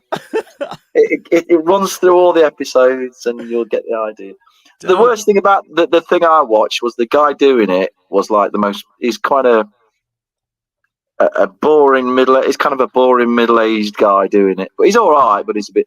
And then they went to the shop to get, it's a bit. And I said to Marjorie, the wife, "This is the best TV show I've ever seen." It's like that. It's a bit, buttoned like up. That Terry Jones voice. Hello, my name's Trevor. I'm full-time winner of Twit of the Year. Oh yes. Oh my word, my wife Marjorie. My name's Reginald Mole Husband. You've got to use that on the album somewhere. Thank you, dear. I've told you before, Reginald. Be careful where you're putting it. Oh, hell no. That's great. I've got literally 10% left on my phone. So if it goes. Well, I'll let you get going. I'm gonna go get some dinner and figure out what I'm gonna do for the rest of the night on Halloween here. Yeah. Yeah. I hustled home from work, and now it's dinner time. Yeah, you'll enjoy your lunch, and I'll see you. Well, let me know, and I'll organise a sci-fi spectacular. Oh man, dude, that's gonna be such a blast. Sci-fi through the years. We'll cover some of the 1950s great stuff, like the Ant movie, them, maybe the original The Thing from Outer Space. Yeah. Some other great. The Day the Earth Stood Still. Yep. And then we'll kind of bring it into the 60s. You've got your Star Trek. You've got Have you got 60s sci-fi? Is that... Maybe I've got another idea. I'll talk to you about that backstage. Let's do that. So hang tight with me, and we'll. I'm going to start up our theme music here. So this was a blast, dude. Thank you for doing this. So great to go through these movies with you, and I can't wait to start revisiting myself. Boy. Oh, and look, I wore my Kolchak shirt. Yo. And I wish I'd have thought about this sooner, but the cool thing about this is it's kind of a mix between two things. I'm gonna have to run this theme song again. So it's kind of a mix of two things, because I brought these over here. I recently got Kolchak on Blu-ray. Kolchak. And, nice stalker. And of course, I'm very fortunate to have this, which is the two movies that they did, which is hard. It seems like it's hard to find these days. But this is, it's a mix, because this movie came out. You ever heard of this? The Norliss tapes? No. Okay, so this is like a predecessor to Kolchak. So I remember seeing this, and this is one of those movies that scared the shit out of me when I was a kid. And it's about here's the characters. Here's the husband who's dead, and here's Angie Dickinson.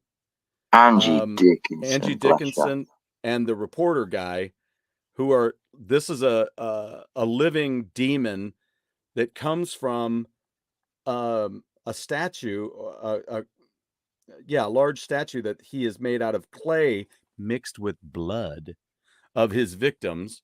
Once again, you've got to have a hobby. Yeah, right. And he had a ring on his finger, which was had a spell on it. So after he died, he could come back to life. Well, in the end, it's covered, it's in flames all around, because that's how they're trying to kill it. And that has nothing to do with Kolchak, but later on, that was part of the influence, a reporter investigating a supernatural thing. And so I loved this shirt because it's a crossover between the Norliss tapes, Demon, and Kolchak. Kolchak, just so good. I so remember watching that as a kid, and just it was so ahead of its time again. I mean, all that, it was basically kind of like the lost footage tapes and all that. It kind of had elements of all that in it, and how it took something crazy like vampires and brought it into the real world. And I don't know. And he was a great character, great actor, the guy. Oh, man. And it was the reason that he ended up on a episode of The X-Files, because the creator of The X-Files was influenced by that show. So I didn't know. I didn't know that. I didn't know he ended up on an episode of The X-Files. Yeah. Yeah. And so he answers that they're doing investigating. They knock on the door, and Darren McGavin opens the door, and they have to talk to him about the situation. But yeah, it was pretty cool. So anyway, that's what my shirt is. I thought about it the last second. I go, wait, I gotta wear my Kolchak shirt. Kolchak. That's my perfect Halloween shirt for today. So anyway, but all right. So now we'll start this again. And thank you again, my brother. I cannot wait till we talk again. And if I don't, we won't talk to you probably again yet. Maybe until the video comes out, which is going to be about a week from now. And we can't wait to see it, man. It's going to be great. It's going to be great. You. Going to see you in that Catman outfit. Yeah, always a pleasure, sir. Always a pleasure, my friend. Have a great one, dude, and we will talk to you soon. Catch you later, man. See you, folks. Have a good one.